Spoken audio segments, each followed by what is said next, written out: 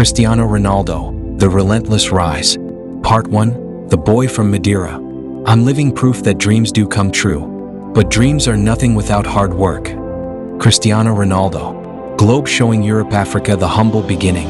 Cristiano Ronaldo dos Santos Aveiro was born on February 5, 1985, on the small island of Madeira, Portugal. He was the youngest of 4 children in a working-class family. His father, José Diniz Aveiro, was a kit man at a local football club, and his mother, Maria Dolores dos Santos, worked as a cook and cleaner. They didn't have much.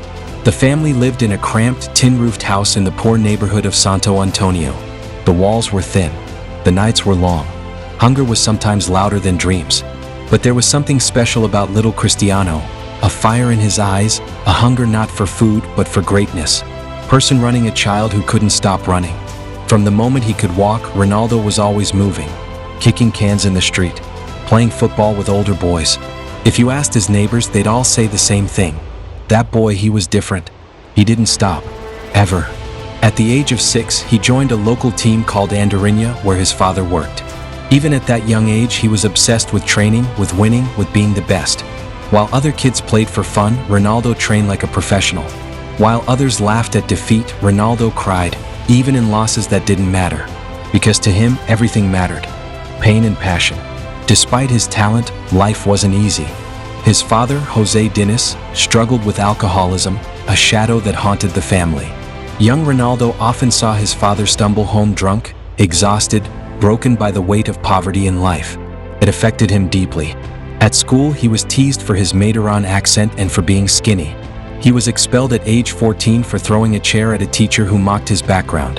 But Ronaldo made a decision, one that would shape his destiny forever.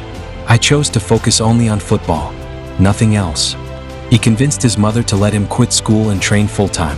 She agreed, but not without sacrifice. She worked multiple jobs, exhausted, to support his dream. And Ronaldo made her a silent promise. One day I'll make you proud. Chip leaving home at 12. At just 12 years old, Ronaldo was offered a spot in the Sporting CP Academy in Lisbon, 600 miles from home. His family could barely afford the trip. When he left Madeira, he cried. He had never been away from home, never been without his mother's cooking or his father's tired smile. In Lisbon, he was alone, surrounded by older, stronger, more privileged boys. But none of them had Ronaldo's mindset. I wasn't the most talented, but I trained harder than anyone. Every single day. He would cry himself to sleep, missing home, but he never missed a training. Brain mentality of a monster. At Sporting, coaches noticed something unique. It wasn't just Ronaldo's speed or footwork, it was his obsession. He stayed after practice. He did push-ups in his room. He ran up hills when others slept. When teammates played video games, Ronaldo worked on free kicks. Even at 15, he told his coach, "One day, I'll be the best player in the world." They smiled, amused by the confidence. They had no idea, he meant every word. Red Heart, his father's silent support. In the background, his father watched with quiet pride. Though the alcohol consumed him slowly, José Diniz would brag to anyone who listened. That boy, he's going to be a star. Even when he was drunk, he'd show newspaper clippings and talk about his son's speed, his goals, his dream. But Ronaldo didn't know how little time he had left. Glowing star, the game that changed everything.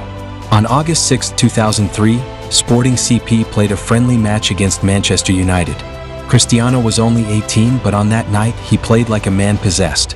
He danced past defenders, delivered cross after cross, and left even seasoned Premier League players dizzy. On the bench, Sir Alex Ferguson watched closely.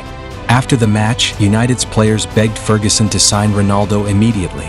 He agreed. Within days, Ronaldo became a Manchester United player for £12.24 million, the most expensive teenager in Premier League history at the time. His journey had just begun. End of part 1.